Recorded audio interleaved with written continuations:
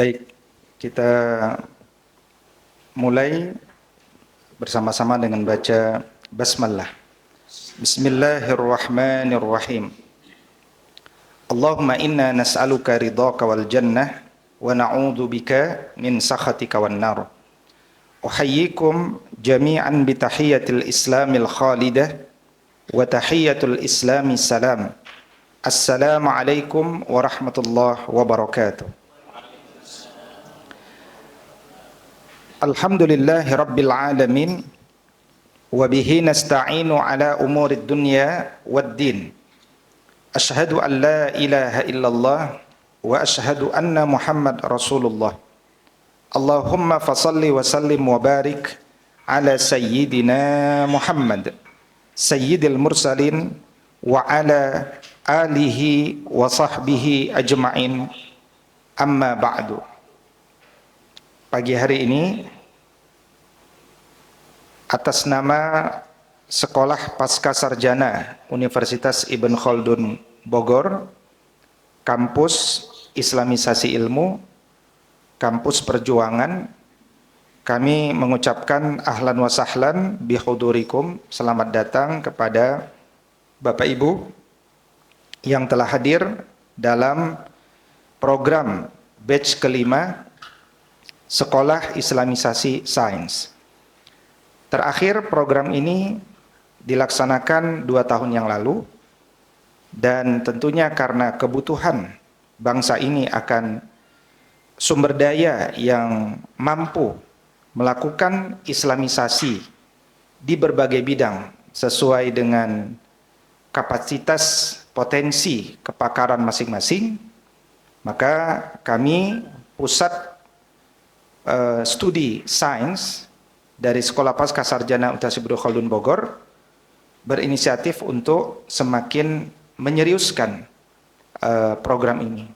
Karena itu pada kurikulum batch kelima ini terdapat beberapa perubahan kurikulum dan penambahan daripada pemateri, sehingga diharapkan seluruh hadirin wal hadirat mendapatkan basis cara berpikir yang sempurna, yang lengkap, yang langsung nanti akan disampaikan oleh guru-guru kita yang memang setiap harinya terlibat sebagai praktisi dalam pengembangan islamisasi ilmu. Pada pertemuan hari ini, pada batch kelima ini, peserta diikuti oleh sekitar hampir 90 orang, dan yang hadir di online lebih banyak daripada yang offline. Dari Amerika ada 1 orang, dari Turki ada 1 orang, dan selebihnya dari Indonesia, tapi dari berbagai wilayah, dari Klaten. Bisa dilihat ini nama-namanya ya. Selamat datang ya Ibu Bapak yang ada di Zoom, dari Majalengka, Bandung, Riau, mana lagi, Bandar Lampung, Klaten, dan seterusnya. Dan Bapak Ibu, disinilah kampus yang memang serius dan fokus hanya mengajarkan ilmu yang bermanfaat kepada Bapak Ibu. Dan kita core bisnisnya di sini ada di bidang pendidikan. Makanya S2, S3 pendidikan kita menjadi satu alternatif dari para pendidik seluruhnya, dari berbagai aliran dan mazhab pendidikan itu kuliahnya mayoritas ada di sini. Dan di sini telah melahirkan lebih dari 100 doktor dan cukup banyak mahasiswa magister, dan termasuk yang hadir pagi ini juga ada beberapa mahasiswa kami yang mengikuti khusus Sekolah Islamisasi Sains ini. Demikian kira-kira pembuka dari kami. Saya Widu Supraha diamanahkan sebagai Kepala Pusat Studi Sains Sekolah Pasca Sarjana Universitas Ibn Khaldun Bogor. Berikutnya kita akan sama-sama menyimak yakni kalam ilahi Quran surat Ali Imran ayat 190-191 yang akan dibacakan oleh Al-Akh Salim. Kepada beliau dipersilahkan. Assalamualaikum warahmatullahi wabarakatuh.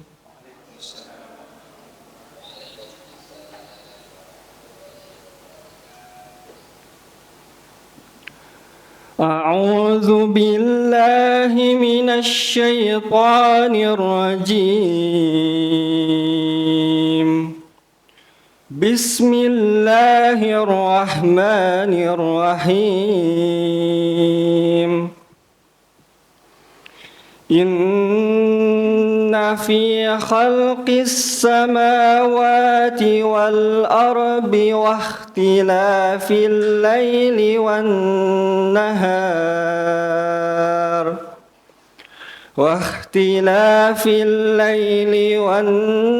nahar laayatin liulil albab الذين يذكرون الله قياما وقعودا وعلى جنوبهم ويتفكرون في خلق السماوات والأرض ربنا ما خلقت هذا باطلا ربنا ما خلقت هذا باطلا سبحانك فقنا عذاب النار. Artinya, sesungguhnya dalam penciptaan langit dan bumi dan pergantian malam dan siang terdapat tanda-tanda kebesaran Allah Subhanahu wa taala bagi orang yang berakal, yaitu orang-orang yang mengingat Allah sambil berdiri, duduk, atau dalam keadaan berbaring. Dan mereka memikirkan tentang penciptaan langit dan bumi, seraya berkata, "Ya Tuhan kami, tidaklah Engkau menciptakan semua ini sia-sia. Maha suci Engkau, lindungilah kami dari azab neraka." Shadaqallahul azim. Wassalamualaikum warahmatullahi wabarakatuh. Baik, terima kasih. Kegiatan berikutnya kita akan dengarkan keynote speech yang akan disampaikan langsung oleh Wakil Direktur Sekolah Pascasarjana Universitas Ibnu Khaldun Bogor. Beliau adalah seorang pakar di Indonesia di bidang wakaf dan ekonomi syariah, dan beliau lebih memilih untuk fokus pada dunia pendidikan daripada dunia politik ya, dan beliau adalah ketua alumni Pakistan. Nanti kita akan undang Dr. Henry Tanjung, gelarnya cukup banyak ya, MA, MAG, MM, MPhil, SSI. SSI-nya statistik dari IPB ya kalau tidak salah. Baik, kepada Dr. Henry Tanjung, waktu dan tempat kami persilahkan.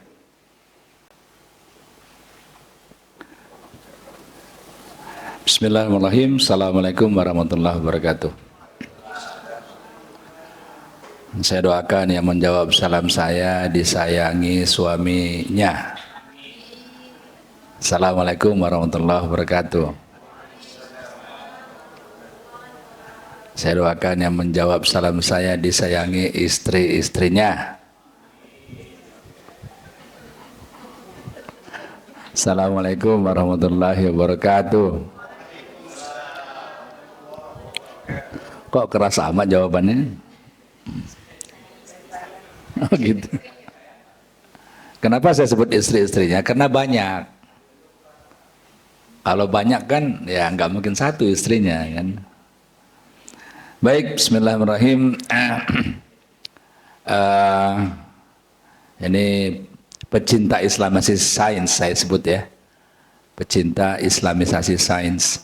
Alhamdulillah pada pagi hari ini kita dapat berkumpul di tempat ini ya.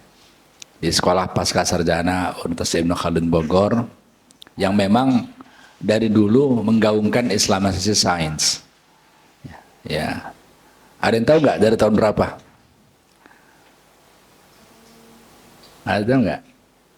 Dari tahun berapa Universitas Ibnu Khaldun Bogor menggaungkan Islamisasi Sains? Ada yang tahu? Dari tahun 1983. Ketika itu rektornya Profesor Dr. A.M. Saifuddin yang pernah menjadi Menteri Pangan di zaman Habibie dan juga rektor di UIK Bogor dan juga Dewan Pembina di Dewan Dakwah Islamiyah Indonesia Pusat. Ya. Dan Pak AM ini orang Indonesia, salah satu di antara beberapa orang Indonesia yang mengikuti konferensi internasional Islam pertama di Mekah tahun 1976. Itulah mulai bergaungnya Islamisasi Sains. Ya. Nah, saya ketika saya sekolah di Islamabad, saya mendapatkan kopi itu, hasil konferensi tahun 76 itu. Ternyata di halaman akhir itu ada daftar peserta konferensi. Saya lihat negara-negaranya banyak kan. Pas Indonesia ada A.M. Saifuddin di situ. Nah, itu dia. Ya, jadi rektor di sini dulu tahun 83. Jadi teman-teman sekalian, ini Islamisasi Sains ini tugas kita bersama sebenarnya. Ya, nanti akan saya coba jelaskan bagaimana kita melihat itu, gitu ya.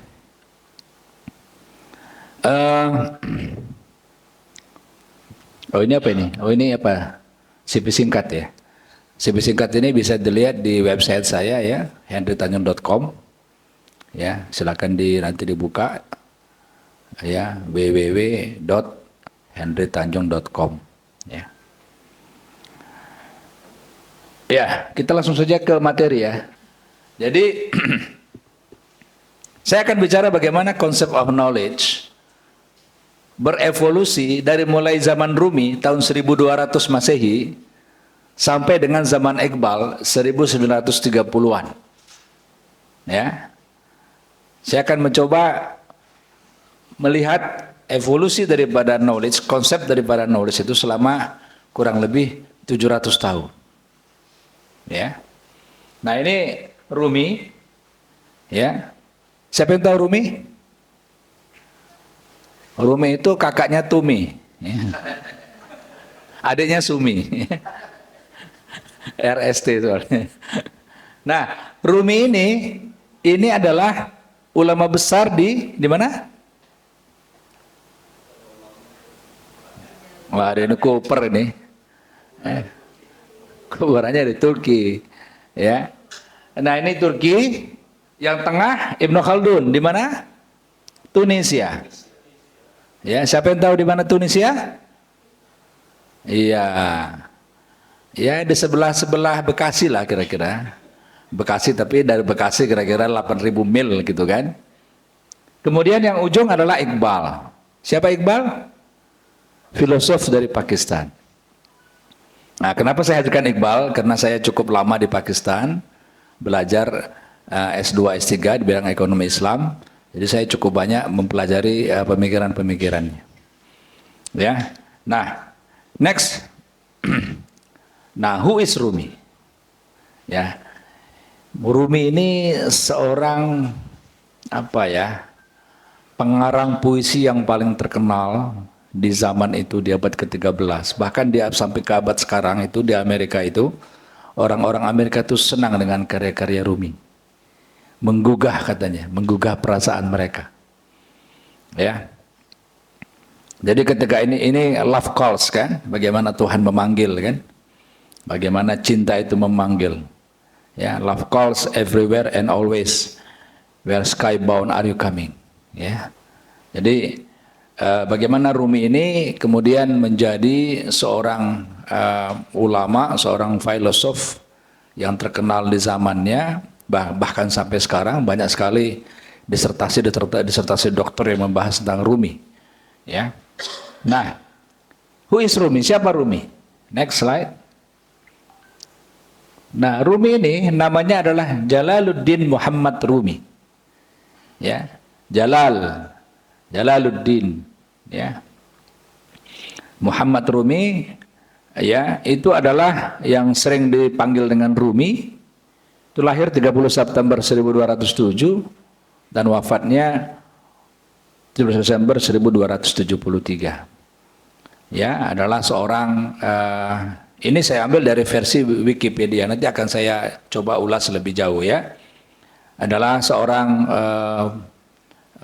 pengarang puisi ya pada abad ke-13, fikihnya Hanafi.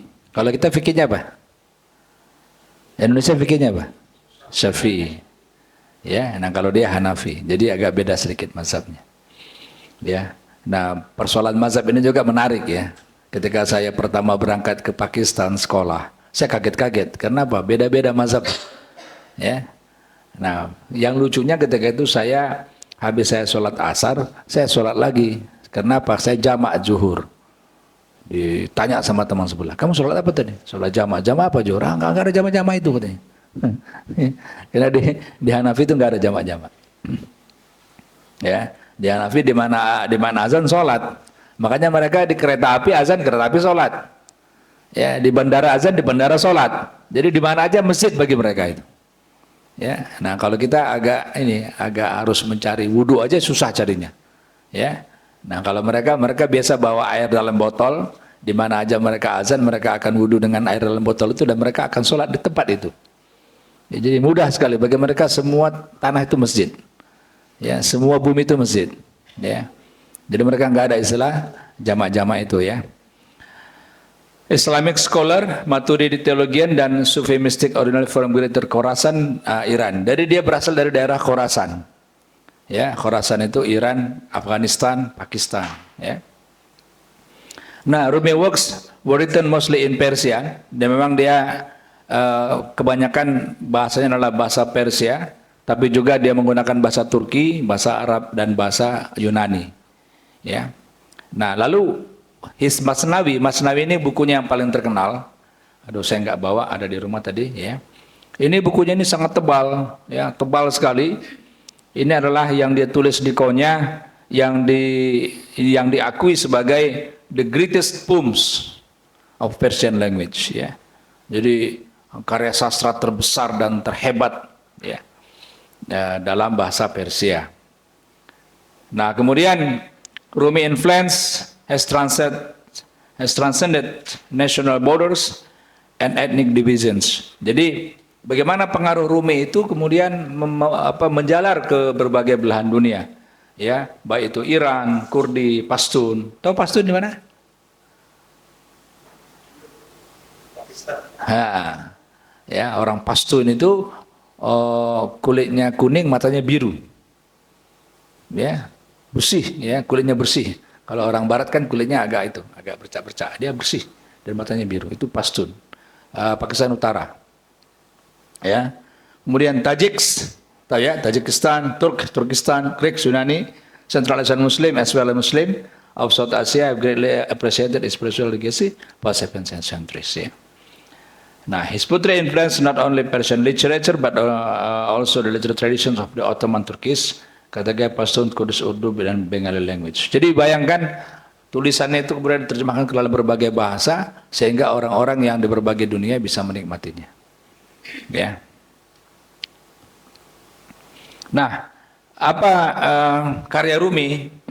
Ya, itu adalah bagaimana dia dengan karya-karyanya itu, ya, dia bisa menembus dunia bahkan menembus waktu.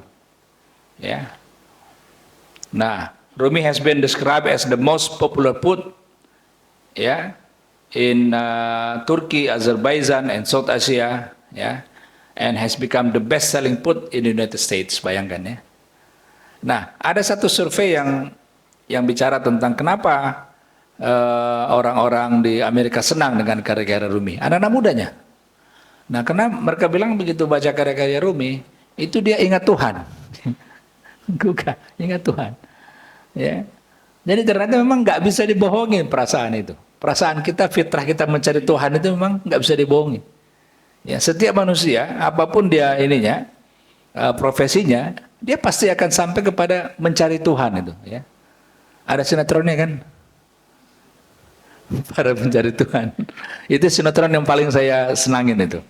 Ya, nggak ada yang paling saya suka sinetron selain itu, ya. Itu luar biasa itu yang buat cerita itu, ya. Masuk, pesannya masuk, tapi kita juga nggak monoton, kita ada gembiranya, ada komedi juga gitu, ya. Pokoknya luar biasa itu, apa itu. Dan ternyata setelah saya ngobrol sama orang yang memproduksi PPH itu memang risetnya luar biasa itu. Saya baru tahu itu menggunakan riset yang lama. Jadi bagaimana menyampaikan dakwah ke tengah-tengah masyarakat? Satu. Terus apa media yang kita gunakan? Dua. Terus pesan apa yang kita sampaikan? Tiga. Nah, pesan ini ada nggak dalam Qur'annya? Empat. Ada nggak hadisnya? Lima. Hadisnya dhaif apa enggak? Enam. Ternyata risetnya tidak sederhana itu untuk membuat sinetron para pencari Tuhan. Masya Allah. Ya. Nah, kemarin saya ketemu di hotel itu Swiss Bell, ya, Swiss Bell Court. Nah, kita ngobrol, luar biasa. Jadi memang karena digarap dengan serius, hasilnya juga serius. Jadi itu hukum alam ternyata, ya. Jadi kalau sesuatu kita garap serius, insya Allah akan membuahkan hal yang serius. Tapi kalau kita garap sesuatu asal-asalan, asal jadi, ya asal jadi juga hasilnya gitu. Ya. Oke. Rumi meninggal 17 Desember 1203 di Konya, dan kuburannya di kota Konya itu, ya, yang disebut dengan Green Tomb atau kubah hijau, itu yang ada fotonya di sebelah itu, ya. Itu saya ambil kemarin, saya ke Turki bulan berapa saya ke Turki? Bulan September, 3 bulan yang lalu, ya. Itu saya duduk, saya ini, lalu kemudian itu Rumi, makamnya Rumi, ya, itu Green Tomb hijau, ya. Lalu di sebelahnya sini ada masjid, ya. Nah, apa konsep Rumi mengenai knowledge? Dia bilang knowledge is a weapon, ya. Apa weapon itu? Senjata, ya. Apa kata Rumi? The only way a person can be saved from the pitfalls of the world is through religious knowledge. Ya, satu-satunya cara. Nah, dia bilang the only way. Satu-satunya cara orang itu selamat daripada godaan dunia, daripada fitnah dunia, daripada terjungkalnya hidupnya di dunia, daripada apapun lah, itu adalah religious knowledge, melalui ilmu agama. Kalau gitu ilmu agama itu fardu ain apa fardu kifayah? Fardu ain. Apapun profesi kita harus belajar. Mau dokter, mau insinyur, mau businessman, apapun kita harus belajar. Kenapa? Karena dia fardu ain. Beda dengan fardu kifayah. Ya. Those who know nothing of religion are like an empty scarecrow. Ya, apa itu scarecrow? Siapa yang tidak tahu ilmu agama, atau siapa yang tidak tahu sesuatu sedikit pun tentang agama, dia seperti scarecrow. Scarecrow itu boneka di sawah. Oh ya, orang-orangan di sawah. Itulah kira-kira. Jadi ya seperti patung gitu, seperti boneka gitu. Ya. Kemudian those who acquire religious knowledge are like daughters who helps others. Nah, ini dia. Barang siapa yang dapat mempelajari, dapat mengambil daripada pengetahuan agama itu, dia seperti dokter yang menyembuhkan orang lain. Siapa di sini yang dokter? Ada? Satu orang. Nah, bagaimana Bu perasaan kalau Ibu menyembuhkan orang lain? Hah? Bahagia kan? Kenapa? Karena dijelaskan khairun nas anfa'uhum linnas. Manusia terbaik itu adalah manusia yang bermanfaat bagi orang lain. Ketika kita bisa memberi manfaat, maka kebahagiaan itu akan muncul. Ya, jadi bahagia itu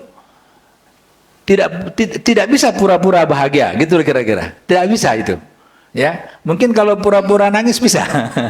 Ya, pura-pura nangis bisa. Kasih sini bawang gitu kan, nangis gitu. Pura-pura nangis bisa. Tapi kalau pura-pura bahagia nggak bisa. Kenapa? Karena Allah yang turunkan bahagia itu. Seperti Rasul kan, anzala sakinata ala qulubil mu'minin. Allah yang turunkan kebahagiaan itu ke tengah-tengah kaum-kaum mukmin. Ya. Jadi ketika kita menolong orang lain, maka itu akan bahagia. Sama dengan kalau kita mempelajari ilmu agama. Ya. Kita bisa menasihati orang, kita bisa menunjukkan orang ke jalan yang baik, yang benar. Kita akan bahagia. Ya. Nah, oleh karena itu, apa kata Rumi? Knowledge is the weapon a believer uses against sin. Oleh karena itu, ilmu itu yang sebenar-benar ilmu ya, itu adalah senjata yang digunakan oleh orang yang beriman untuk apa? Untuk melawan sin. Apa sin?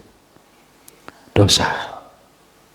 Untuk melawan setan. Nah, gitu ya. Setan kan harus dilawan, Pak, jangan dikawani. Ya kan? Nah, dia harus dilawan. Jadi, bagaimana Rumi? Abad ke-13 loh, Bu. Bapak Ibu sekalian. Bukan abad sekarang. 600-700 tahun yang lalu. 800 tahun yang lalu malah. Rumi sudah bicara seperti itu. Bahwasanya siapa yang mempelajari, menguasai ilmu agama, maka dia akan bahagia. Kan kira-kira gitu isinya. Dia akan bisa menyembuhkan orang lain seperti dokter menyembuhkan pasien. Ya. Nah, jadi kalau gitu gimana dengan islamisasi? Nah, nanti akan saya jabarkan lebih lanjut ya. Tolong disimpan dulu dalam hati. Nah, yang kedua, Ibnu Khaldun. Jarak antara Rumi ke Ibnu Khaldun 100 tahun. Dan berbeda tempat.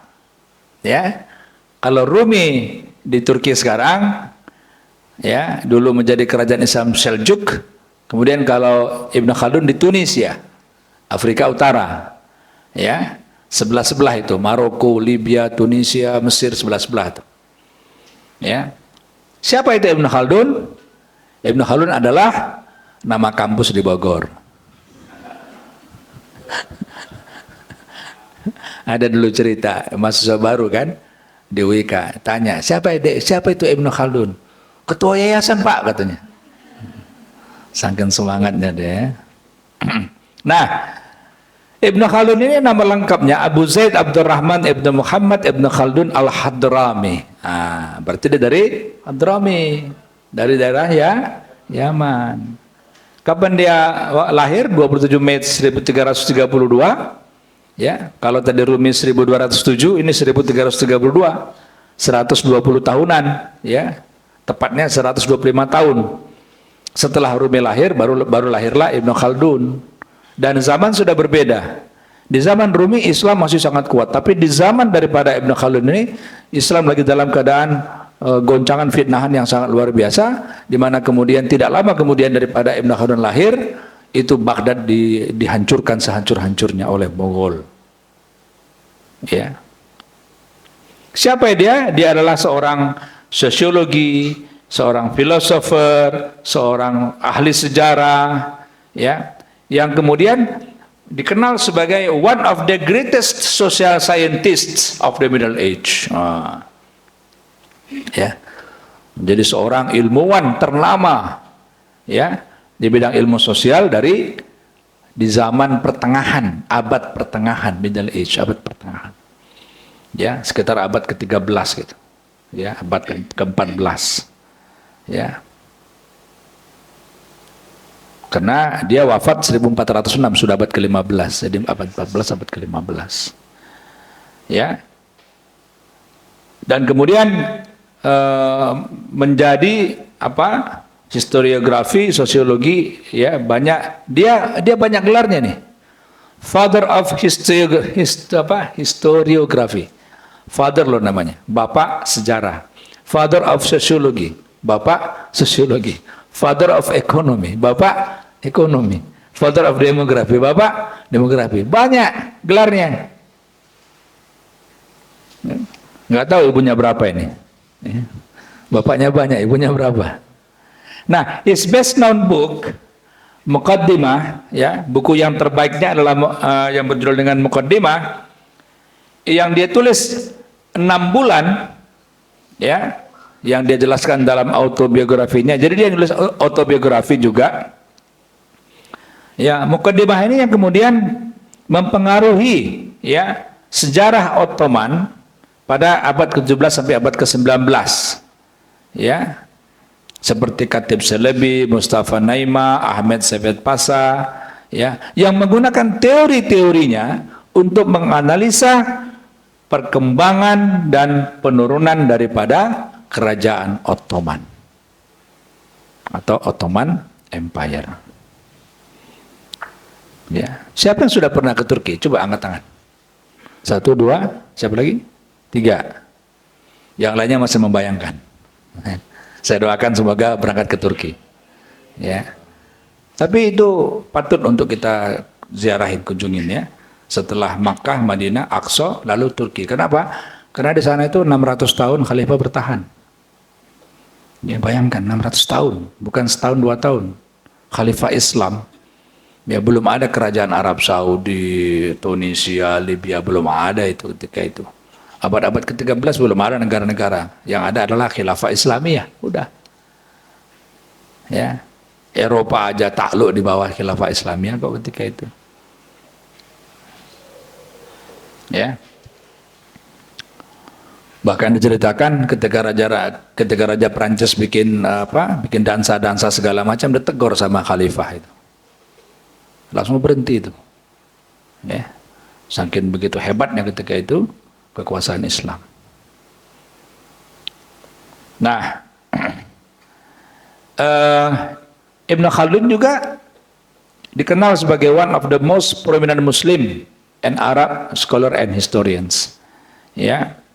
Nah, kemudian Ibn Khaldun, ya, karya Ibn Khaldun itu kemudian banyak dikutip oleh filosof-filosof kemudian, seperti Niccolo Machiavelli, Gambetta Vico, David Hume, Hegel, Karl Marx, ya, Auguste Comte, dan lain, dan David Ricardo, Adam Smith, karena mereka hidup abad-abad ke 1500-1700, apalagi Adam Smith, ya, itu pada abad ke-700, pada abad ke-18, ya.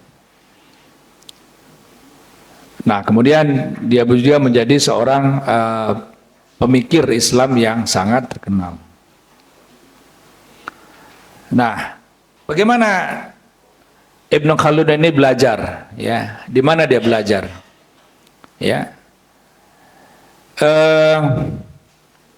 dia belajar kepada beberapa orang-orang hebat di Maghrib. Maghrib itu di mana? Maroko. Ya, dia menerima classical Islamic education, studying Quran yang dia hafal dengan hatinya, kemudian bahasa Arab, kemudian Al-Quran, hadis, syariah, fikih, dan dia menerima ijazah dari semua subjek itu. Ya, jadi dia banyak ahlinya nih, ya, ahli hadis, ahli syariah, ahli fikih, juga dia hafal Quran. Ibn Khaldun itu. Lalu dia belajar matematika juga, ya, dari seorang mathematician dan filosofer yang bernama Al-Alibi, ya, yang mengajarnya matematik, logik, dan filosofi. Makanya Ibn Khaldun ini bisa menulis buku tentang matematik, tentang logika. Ya, bayangkan seorang penghafal Quran, seorang yang sangat mengerti dengan ilmu fikih, ilmu hadis, itu menulis buku matematik, menulis buku logika. Itulah Ibn Khaldun. Ya, filosofi, ya, dan dia mempelajari karya-karya Averroes. Ya, Averroes itu apa? Ibn Rushd, ya, Avicenna, Ibn Sina, Razi, Tusi, ya. Dan pada usia ke-17, bayangin ya, pada usia 17 tahun, ya, itu orang tuanya itu meninggal dunia karena epidemi. di Tunis. Ya, kayak COVID gitu kali ya. Nah kemudian dia berkarir di bidang politik, ya, pernah menjadi pejabat negara, pernah juga di penjara. Jadi memang politisi begitu, Pak. Politisi itu hari ini penjara, besok pejabat. Hari ini pejabat, besok di penjara gitu. Biasa itu. Ibn Khaldun juga begitu. Dia mengalami di penjara, mengalami sebagai pejabat negara. Tapi kemudian di akhir hayatnya dia menjadi seorang profesor di Al-Azhar Kairo. Ya. Dia hijrah ke Mesir dan kemudian menjadi profesor di sana. Apa kata Ibn Khaldun? Ini yang menarik ini. Ini selalu saya kutip-kutip. Dimanapun ketika saya bicara tentang concept of knowledge. Apa kata Ibn Khaldun? Blindly following ancient customs and traditions does not mean that the dead are alive, but the living are dead. Siapa kira-kira yang bisa menerjemahkan ini? Mengikuti tradisi dulu, ya. Kalau bahasa Al-Qur'annya min abaihim, ya, bapak-bapak mereka kan. Sama kan ketika ditawarkan, ayo beriman, enggak lah, bapak-bapak kami nyembah berhala kok, gitu kan. Nah, ketika kita membabi buta, mengikuti, ya, tradisi-tradisi yang lalu, bapak-bapak kita, ya, ini mengikuti secara membabi buta, tanpa mengkritisi, tanpa memikirkan, ya, itu bukan berarti yang mati menjadi hidup, tapi yang hidup menjadi mati. Ya. Bayangkan, jadi fungsi knowledge apa kalau gitu? Fungsi knowledge itu menghidupkan yang mati. Menghidupkan yang mati. Apa yang mati? Jiwa-jiwa yang mati dihidupkan, ya. Perasaan-perasaan yang mati dihidupkan dengan knowledge, ya kan? Begitu. Makanya ada orang yang begitu belajar dia, ya Allah, saya kayaknya merasa baru menjadi orang hidup, gitu. Kadang-kadang begitu. Kenapa? Karena dengan knowledge itu dia akan membangkitkan yang hidup itu. Karena dia berpikir, gitu. Tapi kalau nggak berpikir, sudah ikutin saja. Ya. Ini Ibn Khaldun mengatakan ini itu bukan tanpa pengalaman. Pengalaman hidup dia.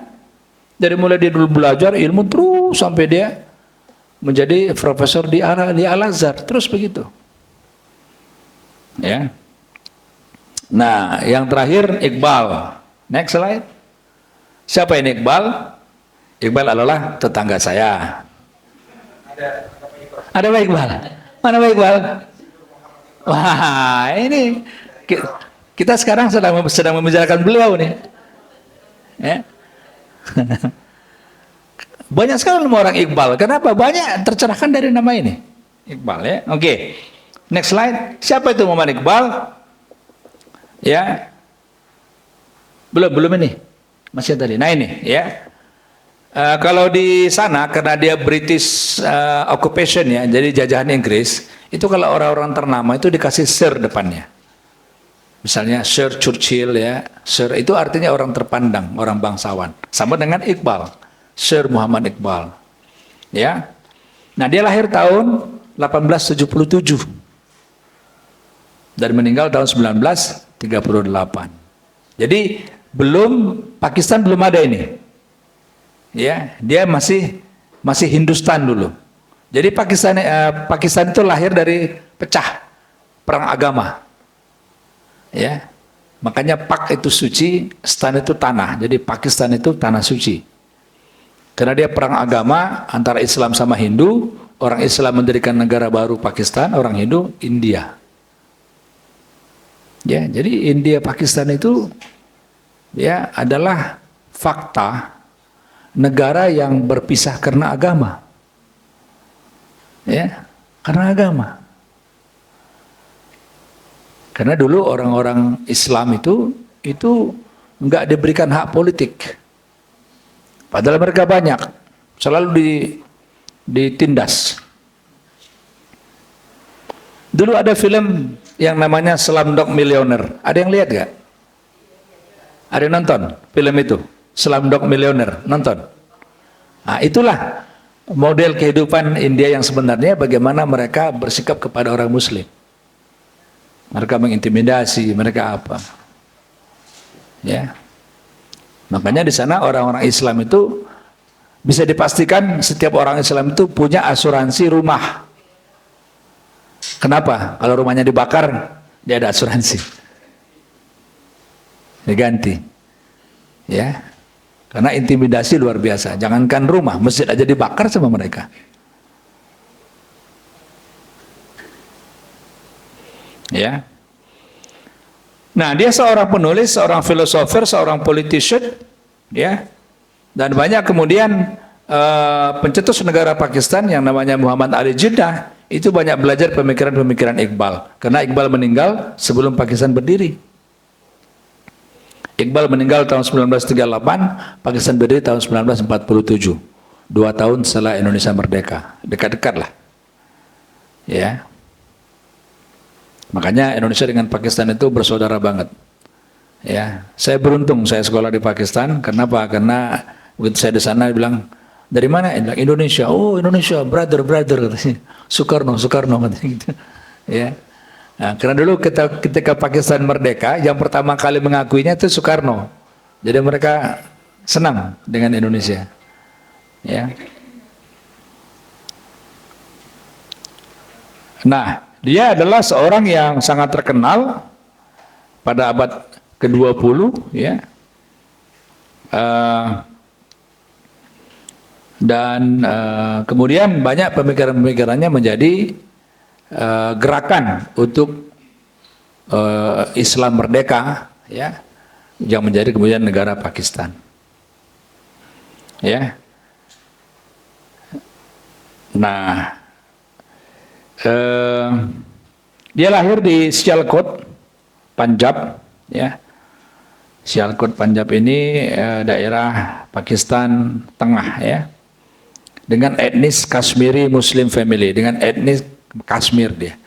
Nah, Kashmir ini saya sudah ke Kashmir, ya. Jadi Kashmir ini ada dua, ada Kashmir India, ada Kashmir Pakistan. Nah, Kashmir India saya nggak berani karena harus nyebrang negara, ya, harus ngambil visa. Nah, tapi kalau Kashmir Pakistan, nah, saya sudah pergi ke sana. Ini indah, ya, seperti Swiss. Jadi banyak pegunungan-pegunungan yang sangat indah. Nah, dia BA dan MA-nya daripada Government College daripada Lahore. Next slide. Nah, dia mengajar Arabic, ya, dia mengajar bahasa Arab di Oriental College, ya, dari tahun 1899 sampai 1903. Nah, selama waktu itu dia menulis luar biasa banyaknya tulisannya. Pada tahun 1905 dia meninggalkan Hindustan dan dia pergi ke Eropa. Pertama dia ke England, ke London. Ya, dia belajar, dia menyelesaikan S1 yang keduanya. Ya, lalu kemudian berturut-turut dia ke mana lagi? Ke Jerman, ya. Setelah itu dia ke Jerman menyelesaikan PhD-nya dalam bidang filosofi dari University of Munich. Ya, ini komplit ini. Ya, dia mengerti betul bahasa Arab, dia mengerti betul bahasa Jerman, dia mengerti betul bahasa Inggris, ya. Dia mengerti betul bahasa Urdu, ya. Kalau nggak orang cerdas nggak mungkin, ya. Nah, kemudian pada tahun 1908 dia kembali ke Lahore. Dan dia mendirikan law practice, ya, jadi kayak konsultan hukum gitu, ya. Tapi kemudian dia banyak konsentrasi kepada kerja-kerja politik, ekonomi, histori, filosofi dan agama. Nah, di Iran dia dikenal sebagai Iqbal Lahori, ya. Next slide. Nah, Iqbal itu adalah seorang yang sangat kuat, ya, proponent of the political and spiritual revival of Islamic civilization across the world. Ya, jadi bagaimana kebangkitan Islam setelah cukup lama, ya, dari mulai Rumi, kemudian Ibn Khaldun, kemudian dari Ibn Khaldun sampai ke Iqbal itu setelah 600 tahun, lalu dia kemudian merevival lagi, ya. Kemudian dia memberikan seri-seri perkuliahan, ya, yang kemudian banyak bicara tentang rekonstruksi agama melalui Islam, apa pemikiran-pemikiran Islam. Ya. Tapi kemudian dia ke politik lagi. Nah, menarik ini. Kenapa hampir semua ulama ke politik? Ibn Khaldun ke politik. Iqbal ke politik. Hamka ke politik. Saya tadi malam nonton film Hamka itu yang kedua. Hamka dan siapa? Siti Raham. Tadi malam saya bawa semua anak-anak nonton, itu kan, masya Allah luar biasa. Ya, bagaimana dia di penjara disiksa, ya, dahsyat itu, luar biasa itu. Ya, nah kita rindu ulama-ulama seperti itu, yang tidak hanya bicara, yang tidak hanya menyampaikan knowledge, tapi dia memberi contoh, dia menginikan kita, wah lah dahsyat itu, luar biasa. Ya. Ini juga begitu, Iqbal juga begitu. Dia menjadi anggota legislatif tahun 1927, ya, dengan apa? Dengan Muslim League partainya. Ya, Muslim League partainya. Liga Muslim. Pada tahun 30, dia kemudian memberikan apa? Annual meeting, ya, dia memberikan presidential address. Itu adalah semacam pidato politik, ya, kalau di sana itu, di tempatnya di Allahabad itu. Dan dia kemudian merumuskan bagaimana kerja-kerja politik untuk Muslim yang ini oleh India, ya. Nah, lalu itulah yang kemudian membawa semangat untuk mendirikan negara baru, negara Islam. Makanya kalau kita ke Pakistan, di airportnya itu disebut welcome to Islamic Republic of Pakistan. Bangga sekali dia menjelaskan Republik Islam Pakistan. Kita kan enggak. Kita Republik Indonesia. Meskipun kita mayoritas Islam, tapi kita enggak sebut Republik Islam. Karena konstitusi kita tidak negara Islam. Kalau mereka konstitusinya negara Islam, Islamic Republic of Pakistan. Dan hari ini Pakistan menjadi negara Islam, salah satu negara Islam terkuat. Kenapa saya bilang terkuat? Karena dia punya nuklir. Kita belum punya. Ya. Nah, setelah Pakistan terbentuk tahun 47, ya, kemudian dia banyak menulis puisi-puisi, ya. Kemudian dia juga dikenal sebagai Hakimul Ummah, ya, the sage of the Ummah. Juga mufakir of Pakistan, ya, pemikir. Nah, bahkan the anniversary of his birth, jadi hari kelahirannya itu dikenal sekarang sebagai Iqbal Day, hari libur, tanggal merah di Pakistan. Bayangin ya. Kalau di kita ada nggak hari kelahiran seseorang menjadi tanggal merah? Kejar Dewantara, tanggal merah. Hari pendidikan aja, nggak tanggal merah, tanggal merah. Di tanggal merah, ya, 9 November itu kita udah Iqbal Day namanya, libur. Ya, artinya apa? Pengaruhnya kan. Pengaruh itu luar biasa. Nah, apa pemikiran Iqbal tentang knowledge, education, Islamization, ya? Nah, menurut Iqbal, the dimension of life is very important because education is a part and parcel of the culture of a nation, and it's very important instrument through which a culture perpetuates itself. Jadi menurut Iqbal, ya, dimensi kehidupan ini sangat penting. Sebab apa? Pendidikan adalah bagian daripada budaya sebuah bangsa. Ya. Jadi kalau kita mau tahu seperti apa Indonesia 100 tahun lagi, tengok aja pendidikan kita sekarang. Itu saja sederhananya. Ya, kenapa? Karena ya budaya itu nggak akan bisa berubah kecuali pendidikannya dirubah. Oleh karena itu Iqbal mengatakan, therefore the two, apa itu maksudnya? Yang the two itu education and culture cannot be separated from each other. Is just as the flesh cannot be separated from the bone. Jadi Iqbal mengatakan antara budaya dengan pendidikan itu nggak bisa dipisahkan. Sama seperti tulang dengan daging, nggak bisa dipisahkan. Kita ini sekarang karena ada tulang ada daging. Bayangkan kalau kita nggak ada daging, tengkorak kita ini, tulang semua, atau daging aja nggak ada tulang, ya nggak tegak kita. Seperti itulah antara pendidikan dengan budaya. Maka kita harus merubah, ya, merubah arah pendidikan. Bagaimana agar pendidikan ini bisa memanusiakan manusia, dia bisa mengenali Allah penciptanya, dan kemudian dia bisa menyiapkan kehidupan setelah kematiannya. Ya. Nah, Iqbal mengatakan, do not borrow education and culture ideas. Ya. Jangan pinjam ide-ide pendidikan orang lain. Consciously or unconsciously, blind adaptation of other culture and education can destroy the entire fabric of a particular nation's culture. Ya, sadar atau enggak sadar, dengan kita adaptasi buta terhadap sebuah budaya maupun pendidikan, itu bisa menghancurkan seluruh daripada pabrik budaya kita. Ya. Maka itu kalau kita belajar ke barat, coba kalau kita belajar ke barat ya. Teman-teman yang sudah belajar ke barat misalnya, dia akan menemukan budaya yang berbeda dengan kalau kita belajar ke Timur Tengah.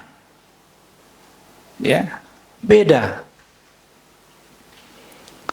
Coba kalau kita belajar ke Timur Tengah, hampir semua kampus di Timur Tengah itu berlomba-lomba memberi beasiswa. Ya, kalau di Eropa, hampir semua kampus di Eropa berlomba-lomba menaikkan uang kuliah.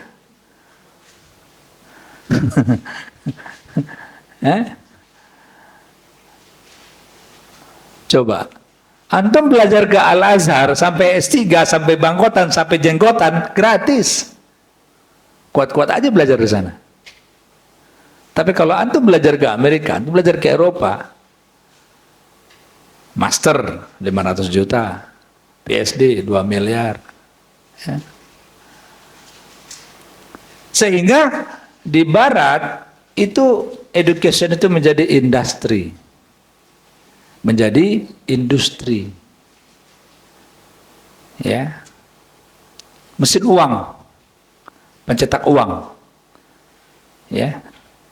Jadi ilmu yang digunakan untuk mencari uang.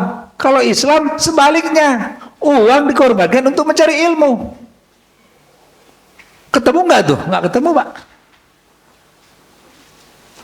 Ya, makanya di Barat itu, ya itu lomba-lomba bermahal-mahalan itu harga tuition fee-nya. Semakin mahal, semakin beken, semakin hebat itu university. Kalau di Timur Tengah berlomba-lomba untuk menggratiskan lewat apa? Lewat wakaf. Ya. Saya hari ini menjadi anggota Badan Wakaf Indonesia. Saya sudah periode. Ini sudah periode kedua dan di penghujung. Ya.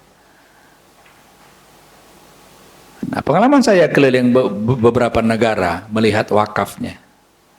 Ya. Itu yang paling hebat wakafnya adalah Timur Tengah. Sekarang Asia mulai bangkit. Ya. Kenapa? Prinsipnya adalah uang dihabiskan untuk pendidikan. Ya. Tidak boleh ada orang bodoh dalam Islam ini, nggak boleh. Ya.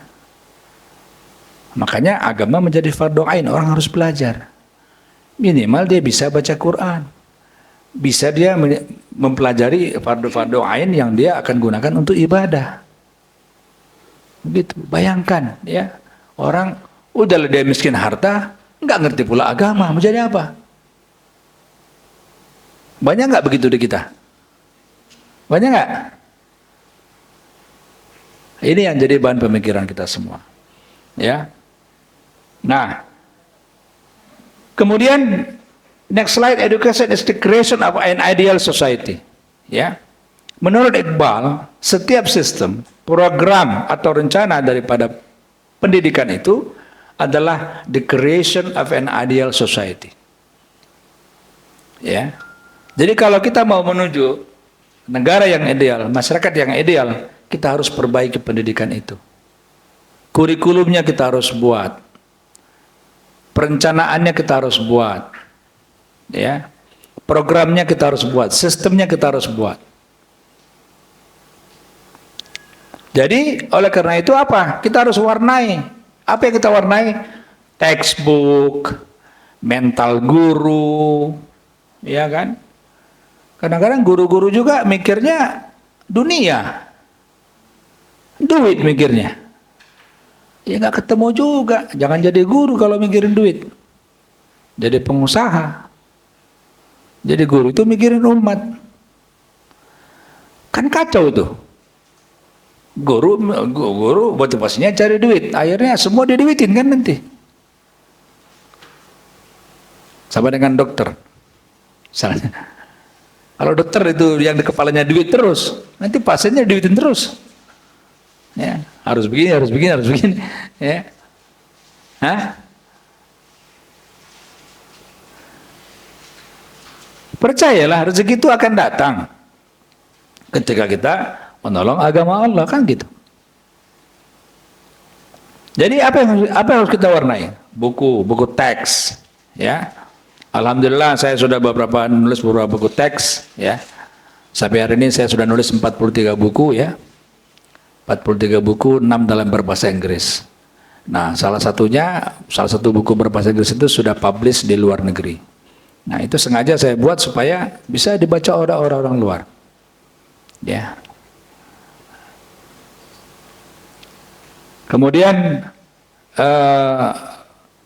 authorities juga, governing authorities, pemerintah, ya, itu harus punya visi yang benar. Ya. Nah, jadi ini masalah pemimpin ke depan. Bagaimana kita mau melihat Indonesia ke depan? Lihatlah pemimpinnya, kira-kira gitu. Ya. Nah, semua ini akan merefleksikan apa? Idenya, yang ideal itu seperti apa. Terus next, nation dies if the ideal of a life disappears, ya. Jadi when a nation lacks these great ideals, they gradually lose their grip on history and so the decline follows. Ini Ibnu Khaldun juga mengatakan ini dalam kitabnya Muqaddimah. Ketika sebuah negara itu sudah kehilangan cita-cita luhurnya, maka sebenarnya negara itu menunggu kehancuran. Decline terusnya. Ya. Maka itu kemudian Iqbal mengatakan individual dies if the life loses, nation dies if the ideal of life disappears. Ya. Seorang individu mati apabila nyawanya terpisah dari badannya, gitu kan? Dan sebuah negara mati apabila idealisme kehidupan yang baik itu hilang daripada visinya. Jadi apa? Menurut Iqbal, menurut perspektif pemikiran Iqbal, ini yang saya garis bawahi, Islam and Islamization, ya.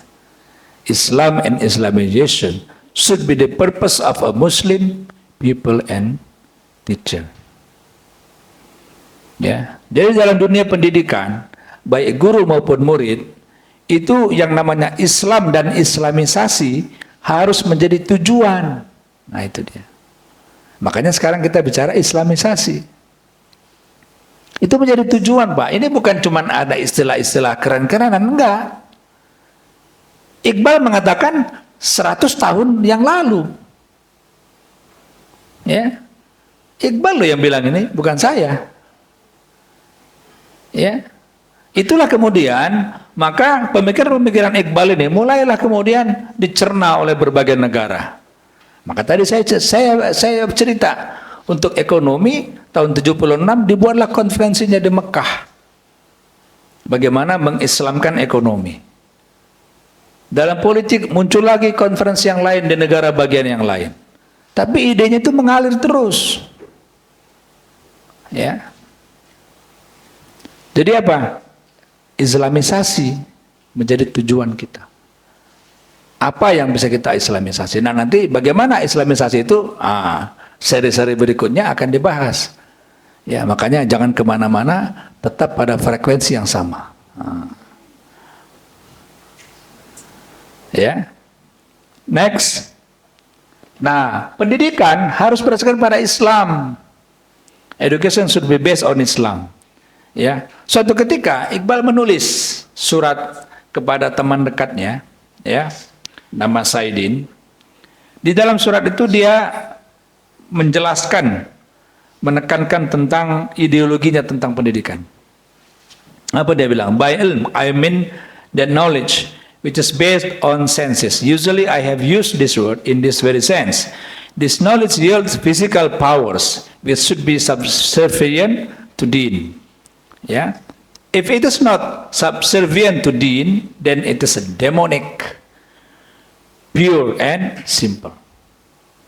Jadi yang disebut dengan ilmu, pengetahuan itu, ya, yang didasarkan pada indera, senses, itu yang sering digunakan ilmu yang didasarkan pada indera itu adalah maksudnya pada Islam, ya.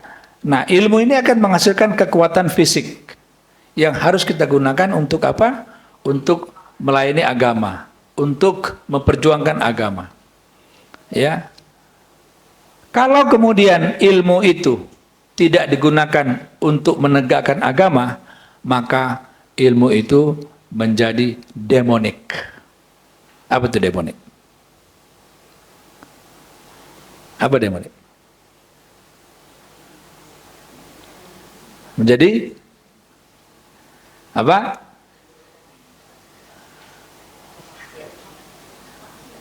Iya, setan katanya. Demonik itu setan. Ya. Makanya betapa banyak orang-orang yang punya ilmu tapi ke neraka. Kan ada 3 golongan yang kelihatannya di dunia itu mulia tapi masuk neraka. 3 golongan itu. Ya. Orang yang rajin bantu orang, dermawan, tapi niatnya ria, Allah campakkan ke neraka. Yang kedua, pejuang, niatnya menjadi pahlawan, Allah campakkan ke neraka. Yang ketiga apa? Orang yang punya ilmu, ulama, niatnya supaya disanjung orang, Allah campakkan ke neraka. Ya. Nah, jadi apa? Apakah pengetahuan ini, apakah ilmu ini adalah semacam apa? Pertunjukan pemikiran, ya, the exhibition of thoughts. Apakah ilmu yang kita miliki ini cuman gagah-gagahnya kita aja gitu? Ya, Iqbal mengatakan begini, the school is unaware of its aim and objects until it has an access to the earth within. As long as knowledge does not take the fruits of love, it is nothing but an exhibition of thoughts. Ya, menarik ini. Apakah ilmu kita sekarang ini sudah melahirkan cinta? Kalau ilmu yang kita punya hari ini tidak melahirkan cinta, maka ilmu kita itu sama dengan pertunjukan kehebatan. Ya.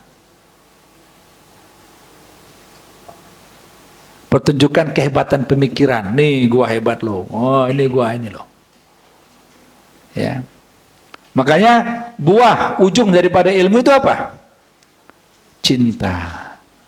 Cinta kepada Allah itu yang paling penting.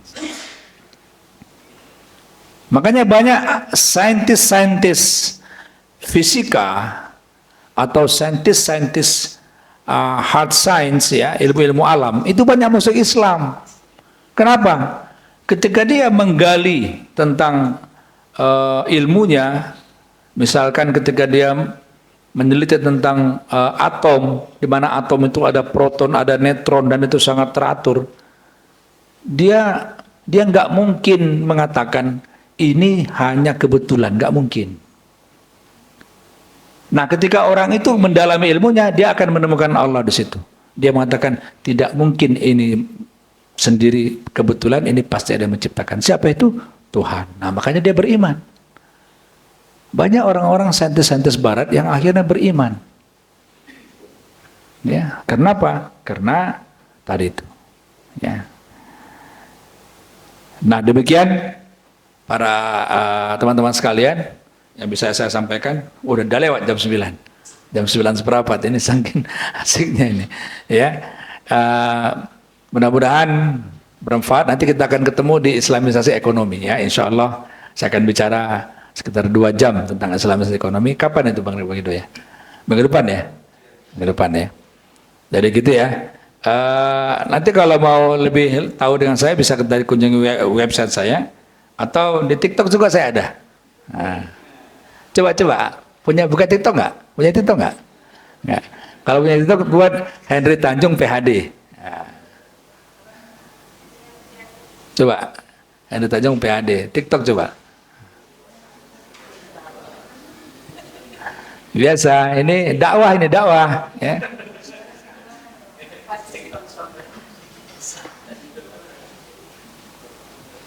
Baik, demikian. Assalamualaikum warahmatullahi wabarakatuh. Baik, terima kasih Dr. Henry Tanjung yang telah menyampaikan keynote speech-nya sebagai Wakil Direktur Sekolah Pascasarjana Universitas Ibnu Khaldun Bogor. Yang tadi telah menyampaikan kepada kita intisari dari 3 pemikir Islam dalam rangkaian sejarah peradaban Islam. Dari paparan beliau, mungkin ada 1-2 pertanyaan dari hadirin wal hadirat, dipersilahkan. Satu lagi dari 2, boleh satu lagi terakhir dari Bapak? Enggak ada ya, baik. Perkenalkan Ibu, dari negeri mana, dari institusi mana, dan apa pertanyaannya singkat. Dari belakang dulu silakan Ibu. Waalaikumsalam warahmatullahi wabarakatuh.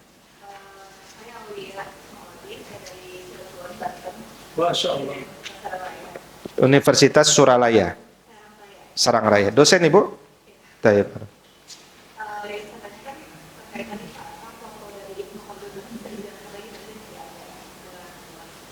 Tentang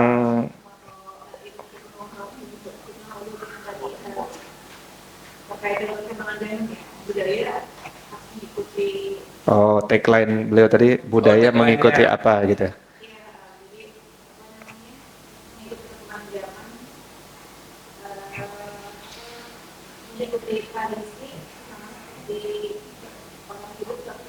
Oke. Baik, terima kasih Ibu Aulia dari Cilegon. Berikutnya yang kedua tadi dari Nurul Fikri ya, Nurul Fikri Bogor. Terima kasih, saya Mariani dari Nurul Fikri Bogor. Di sini ingin saya ketahui lebih lanjut dari tadi yang disampaikan oleh Dr. Tanjung itu berkaitan dengan fundament di pendidikan. Kalau melihat dari yang tadi disampaikan oleh Pak Henry Tanjung, baik itu dari tokoh yang terlama dari Jalaluddin Mahdudi, kemudian itu Baldun hingga ke Muhammad Iqbal, memiliki fundament pendidikan yang kuat ya, kalau yang tadi di paparan-paparan, sehingga menghasilkan karya yang paling baik juga. Kalau mungkin kalau di peribahasa saat ini ya, yang sering kita dengarkan, apa yang Anda baca maka itu yang akan keluar dari apa yang Anda bicarakan, apa yang Anda tulis, seperti itu. Kalau melihat fenomena saat ini dengan kiblat pendidikan di negara kita, terutama di Indonesia, itu mulai berarah ke pendidikan dari Barat ya, dan mungkin juga karena kita juga mengalami kolonial yang cukup panjang. Dari misalnya ditanya sendiri, bagaimana saran yang untuk kami yang bergerak di dunia pendidikan sehingga bisa memberikan fundament pendidikan terutama di anak usia dini yang kuat ya untuk diislamisasinya, sehingga kelak ketika mereka sudah mukallaf, sudah balik, itu mereka sudah memiliki pandangan yang Islam adalah yang pertama kali harus mereka lakukan sebelum melakukan yang lainnya. sejarah. Baik, terima kasih. Tadi ada 2 pertanyaan ya. Jangan lupa juga Ibu dan Bapak, kita pernah menyelenggarakan seminar membedah pemikiran Syekh Muhammad Iqbal ya. Dan itu ada rekamannya di YouTube. Silakan nanti cari di YouTube Sekolah Islamisasi Sains. Nah, di situ ada speech dari duta besar, dari Dr. Henry juga, dan dari seorang ulama juga dari Pakistan ya waktu itu, siapa namanya? Boleh dirujuk beberapa video yang sudah kami upload di YouTube. Baik, kepada beliau 2 pertanyaan ini kami persilakan. Iya, jadi Ibnu Khaldun ya, dari Ibu Serang Raya ya, dari Serang, dari Cilegon. Jadi Ibnu Khaldun mengatakan kita jangan meniru secara membabi buta tradisi-tradisi orang zaman dahulu. Ya, artinya apa? Kita perlu kritis. Ya, kita perlu kritis. Nah, gunanya ilmu kan di situ, membangun daya fikir kita. Ya, kita harus kritis. Ya, jadi ini nanti nyambung dengan pertanyaan yang berikutnya.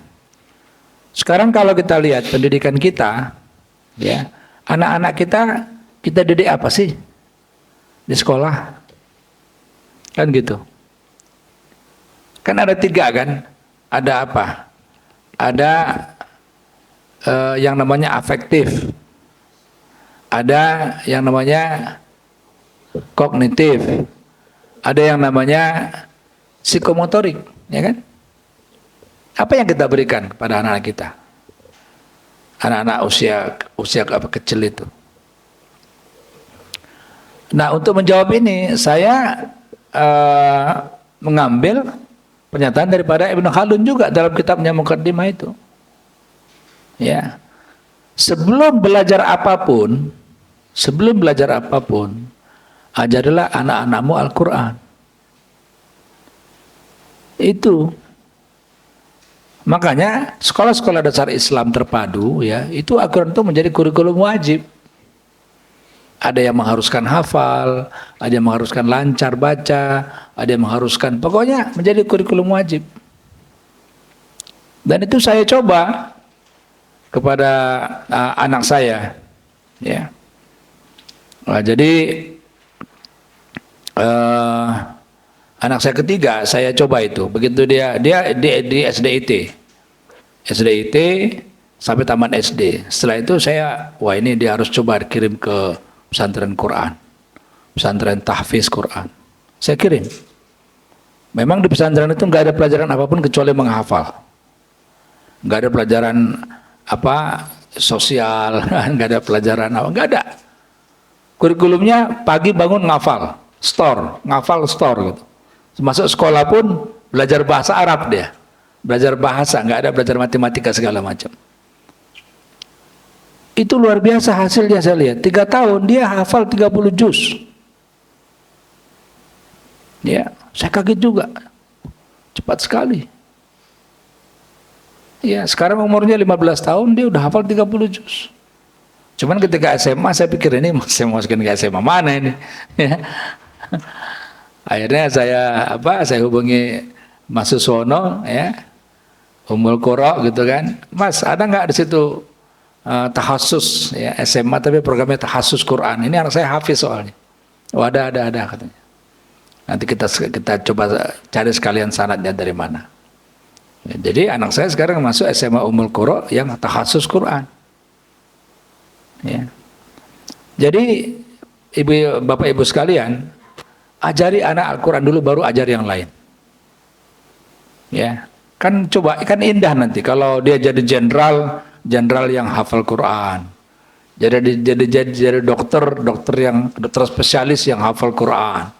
Jadi insinyur yang hafal Quran, kan indah semua itu. Jadi ulama apalagi, ya. Gitu. Ya, jadi ke anak-anak usia dini nggak usah ajari macam-macam, ajari saja Al-Quran. Itu kata Ibnu Khaldun. Gitu ya, jawab ya. Jawab ya, baik. Baik, jelas ya Ibu ya, silakan.